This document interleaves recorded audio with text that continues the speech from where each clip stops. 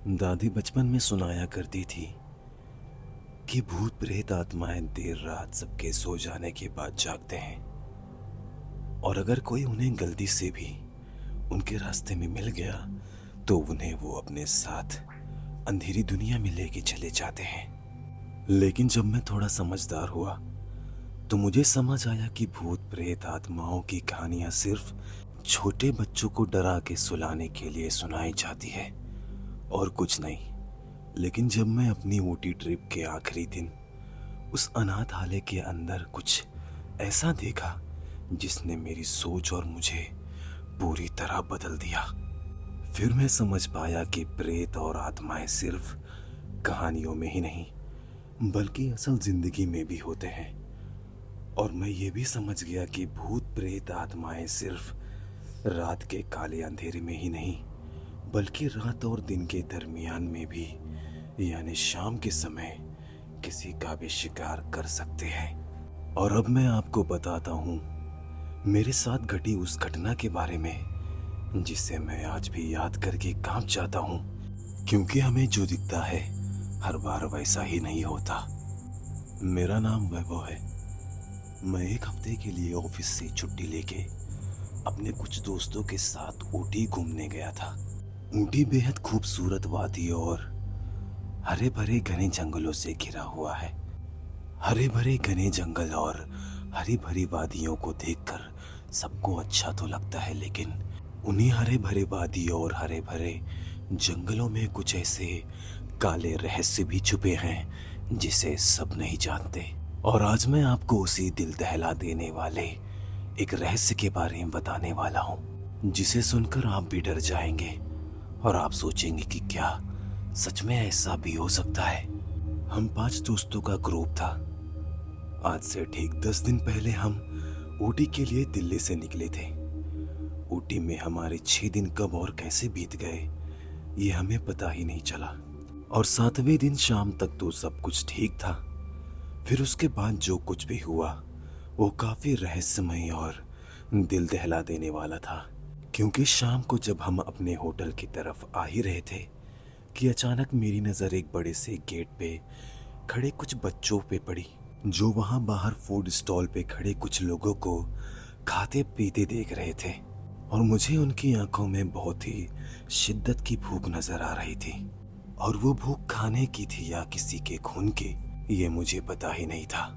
फिर अचानक मेरी नज़र गेट के ऊपर उस बड़े से बोर्ड पे चली गई। उस बोर्ड के आधे हिस्से में क्या लिखा था वो कुछ साफ नजर नहीं आ रहा था, और उसके आधे हिस्से पे ऑर्फनेज होम लिखा हुआ था, यानी अनाथालय। तो मेरे दिल ने गवारा नहीं किया कि जिस तरह वो बच्चे उन खा पी रहे लोगों को शिद्दत भरी और भूख भरी नजरों से देख रहे थे, मैं अपने आप को रोक नहीं पाया और सीधा मैं उस दुकान पे गया और कुछ खाने पीने की चीजें लेकर गेट पे खड़े उन बच्चों के पास गया।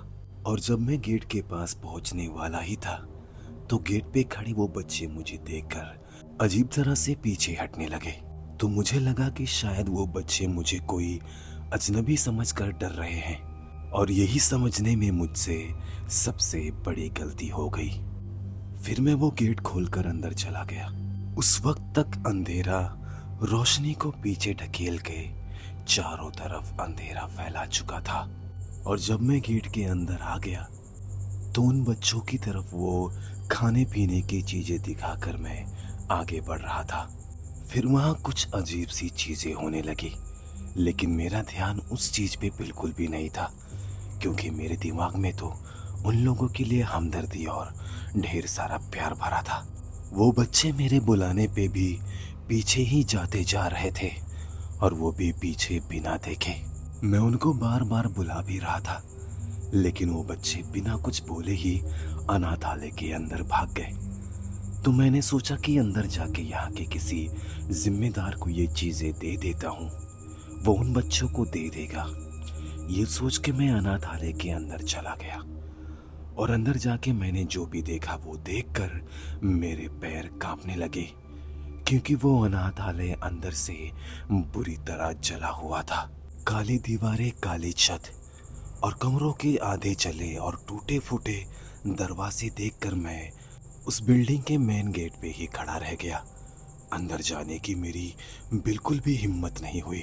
अंदर का वो भयानक नज़ारा देखकर मैं जल्दी से अपना मोबाइल निकाल लिया और टॉर्च चालू करके मैंने सब कुछ साफ साफ देखा। उस जली हुई बिल्डिंग के अंदर जहां तक मेरी नज़र जा रही थी, वो सारी दीवारें जल के काली हो चुकी थी। कमरों के दरवाजे कोई आधे तो कोई पूरे जल गए थे। फिर अचानक ही मेरा ध्यान उन बच्चों पे गया कि आखिर इस जगह की ऐसी हालत है तो वो बच्चे अंदर भाग के कहाँ गए होंगे। मैं ये सोच ही रहा था कि अचानक अंदर से पहले तो उन बच्चों के रोने की और सिसकने की आवाज़ आने लगी, और उन बच्चों के रोने और सिसकने की आवाज़ें उस खाली बिल्डिंग में काफ़ी ज़्यादा गूंज रही थी और मेरे मन में थोड़ा थोड़ा डर भी पैदा कर रही थी। फिर अचानक ही उसी बिल्डिंग में उन बच्चों की चीखने और चिल्लाने की आवाज़ें आने लगी। मैं उन चीखने और चिल्लाने की आवाज़ों को सुनकर अपनी जगह पे खड़ा का खड़ा रह गया। मैं कुछ समझ नहीं पा रहा था कि आखिर यहाँ हो क्या रहा है। वैसे तो मेरे सामने बिल्डिंग के अंदर 5 या 6 बच्चे भाग के गए थे, लेकिन अब जो चीखने और चिल्लाने की आवाज़ें आ रही थी वो 5 या 6 नहीं बल्कि बहुत सारे लोगों की थी। इसमें छोटे बच्चे और बड़े लोगों की भी आवाज़ें थी। तब जाके मैं ये समझ पाया कि यहाँ जो कुछ भी हो रहा है वो कोई साधारण बात नहीं, बल्कि ये कोई रहस्य है जिसको मैं अब जाके समझ पाया हूँ। और अब वो चीखने और चिल्लाने की आवाज़ें मेरे कानों और मेरे शरीर पे कांटे की तरह चुभने लगे थे। फिर अचानक ही मुझे कुछ ऐसा महसूस हुआ कि जैसे कोई मेरे शरीर को उस बिल्डिंग के अंदर की तरफ खींच रहा है। फिर मैं अपने पैर धीरे धीरे पीछे की तरफ सरकाने लगा और अपने आप पे डर को हावी ना होने देने के लिए मैं जोर जोर से उन बच्चों को बुलाने लगा। लेकिन जैसे ही मेरी आवाज़ उस बिल्डिंग में गूंजी तो एकदम ही वो चीखने चिल्लाने और रोने और सिसकने की आवाज़ें बिल्कुल शांत हो गई। जिस तरह मैं अपने पैर पीछे सरका रहा था, मुझे अब तक काफ़ी पीछे तक आ जाना चाहिए था, लेकिन जैसे ही मैंने टॉर्च अपने पैरों पे मारा तो मैंने देखा कि मैं अभी भी उस बिल्डिंग के मेन दरवाजे पे ही खड़ा हूँ जहाँ मैं पहले खड़ा था। और ये देखकर मैं समझ गया कि मैं गलत जगह आ गया हूँ। मुझे कैसे भी करके जल्दी यहाँ से निकलना होगा। लेकिन मुझे ये नहीं पता था कि मैं उन आत्माओं के जाल में फंसा हूँ जहाँ से निकलना इतना आसान नहीं है। मैं उसी जगह पे खड़ा ये सोच ही रहा था कि अचानक ही मेरे दोनों कानों पे किसी ने इतने जोर की चीख मारी कि मेरे दोनों कान सुन्न हो गए। फिर मैं अपने दोनों कानों पे अपने दोनों हाथ रख लिया और जैसे ही पीछे मुड़ के भागने वाला ही था कि अचानक ही मेरे दोनों पैर जमीन पे ही जम गए। मैं ऐसा महसूस कर पा रहा था कि जैसे किसी के हाथों ने मेरे दोनों पैरों को जकड़ लिया है और मैं अपनी जगह से 1 इंच तक हिल नहीं पा रहा था। फिर मैं तुरंत ही अपने पैरों पे मोबाइल का टॉर्च पॉइंट किया और जो मैंने वहां देखा वो देखकर मेरा पूरा शरीर कांपने लगा और मेरी आंखें तो एकदम फटी की फटी रह गई, क्योंकि मेरे पैरों को जिसने पकड़ा हुआ था वो छोटे छोटे बच्चों के हाथ थे जो जमीन के अंदर से निकले जले और सड़े हुए थे। और ये भयानक नज़ारा देखकर मैं काफ़ी ज़्यादा डरा हुआ था। मैं अपने पूरे शरीर की जान लगाकर अपने पैरों को वहां से हिलाने की कोशिश कर रहा था, लेकिन मैं अपने पैरों को थोड़ा सा भी हिला तक नहीं पाया। मेरी इतनी कोशिशों के बाद भी मैं कुछ भी नहीं कर पा रहा था। तब मैं समझ गया कि अब ये मुझे उसी काले अंधेरे में ले जाएंगे। ये सोच के मैं रोने लगा और चीख चीख के अपने दोस्तों को बुलाने लगा, लेकिन मेरी मदद के लिए वहां कोई नहीं आया, ना ही मेरे दोस्त और ना ही कोई बाहर का। ये सोचकर मैं और भी ज्यादा रोने लगा। मैं रो ही रहा था कि अचानक मेरे पीछे से किसी के मुसमुसा के हंसने की आवाजें आने लगी और जब मैंने टॉर्च पीछे घुमा के देखा तो वहां वही बच्चे खड़े हंस रहे थे जिनको मैंने गेट पे खड़े देखा था। लेकिन अब वो बच्चे पहले जैसे नजर नहीं आ रहे थे, क्योंकि मेरे पीछे खड़े उन बच्चों के हाथ गायब और आंखें बंद थी। तब मैं समझ पाया कि ये ज़मीन से जो हाथ निकले हुए हैं वो किसी और के नहीं बल्कि इन्हीं बच्चों के हैं। मैं उन बच्चों को रोते रोते देख ही रहा था कि वो बच्चे अब क्या करने वाले हैं। तो वो बच्चे धीरे धीरे अपनी वो बंद आंखें खोलने लगे, और जैसे ही उनकी वो बंद आंखें खुली तो मेरी डर के मारे चीख निकल गई, क्योंकि उनकी वो आंखें लाल खून की तरह चमक रही थी, जैसे वो आंख नहीं, आंखों की जगह खून भरा हो। फिर मैं रोते रोते उन बच्चों से मुझे छोड़ देने की विनती करने लगा, लेकिन वो बच्चे अपनी जगह पे खड़े अजीब तरह से हंस रहे थे और मुझे खा जाने वाली नजरों से घूर रहे थे।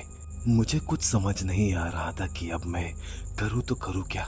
मैं अपनी जगह पे खड़ा ये सोच ही रहा था कि अचानक ही वो हाथ जो मेरे पैरों को पकड़े हुए थे वो आके मेरे गले, मुंह और नाक को पकड़ लिए, और जैसे ही मेरे पैर छूटे तो मैं उस बड़े गेट की तरफ भागने लगा।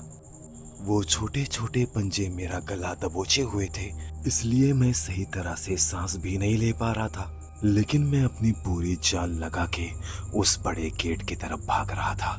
और मैं भागते हुए जाके किसी चीज से बहुत बुरी तरह टकराया।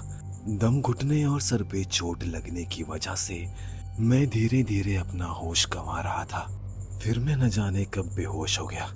जब मैं बेहोश हो रहा था तो मुझे कुछ धुंधला सा याद है कि वो बच्चे मेरे सामने ही खड़े थे और वो मुझे कुछ इशारा कर रहे थे।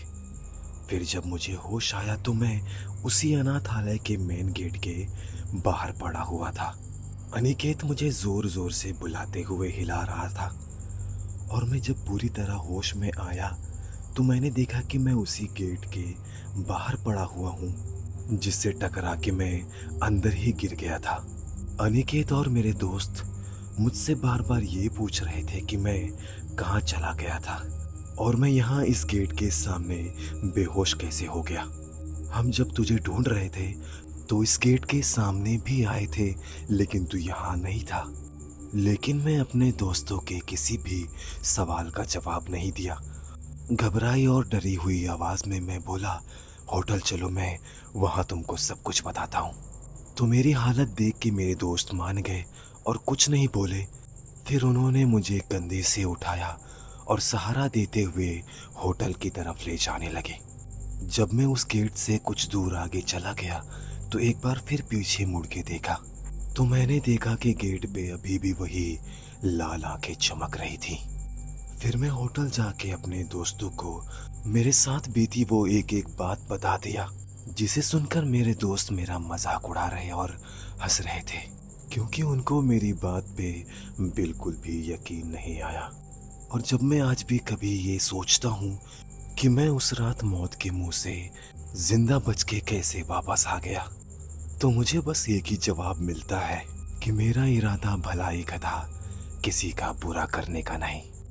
और आज भी मैं अपने कमरे में लाइट बंद करके नहीं सोता, क्योंकि जब भी मैं अंधेरे में देखता हूँ तो मुझे वही लाल चमकती हुई आंखें मुझे घूरती हुई नजर आती हैं।